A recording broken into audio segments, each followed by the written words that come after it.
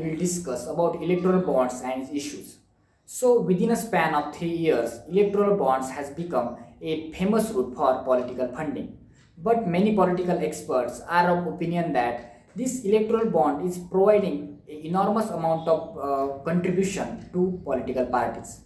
So, in the wake of this upcoming state election in Assam, in Kerala, the Association of Democratic Reform has issued a petition in the Supreme Court that to suspend this electoral bond scheme. But regarding that issue, Supreme Court has not taken any decision. Now we'll discuss about challenges with electoral bond scheme.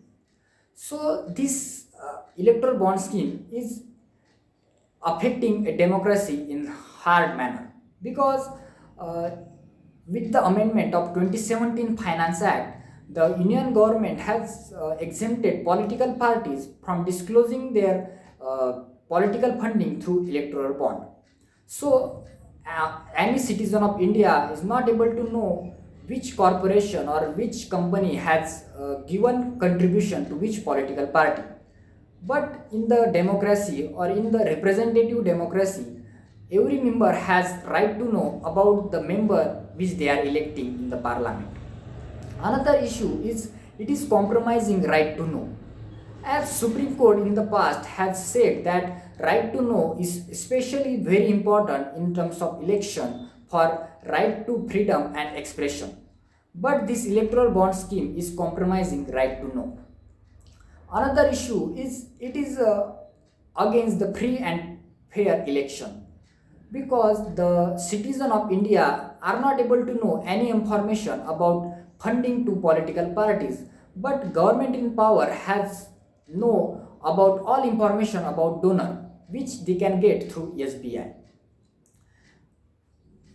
There is another issue which related to this is election commission because when government of India has amended the representation of people act, in that they has exempted political parties from disclosing their political funding through electoral bond, but this amendment has been objected by election commission. And this is also institutionalizing the corruption because in the past there is a restriction on any company that they can give only 7.5% of their profit as a funding to political parties. But now if the company is in loss or is in profit, they can give donation. And now there is also a provision for foreign funding. So there are the case of foreign shell companies. They means companies which are present only on paper are making donation to political parties for their interest. So these are all the issues related with electoral bonds. Now we will discuss about the measures that are required here. So the measures is there should be a transparency in funding to election because in many advanced countries the election are funded publicly. So in that case there will be a not much resource gap between political ruling political party or opposition party.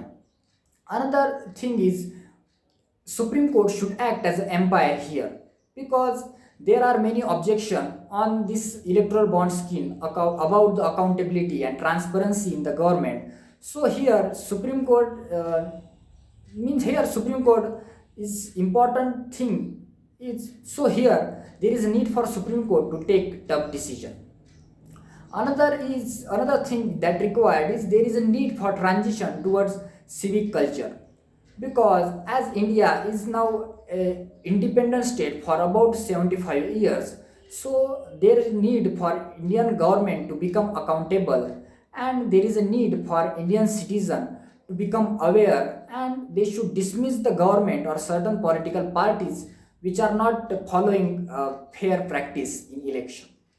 So at last, I am to say that in order to thrive the democracy in India, the role of money in politics should be limited. So it is imperative that this electoral bond scheme must be revised. Thank you.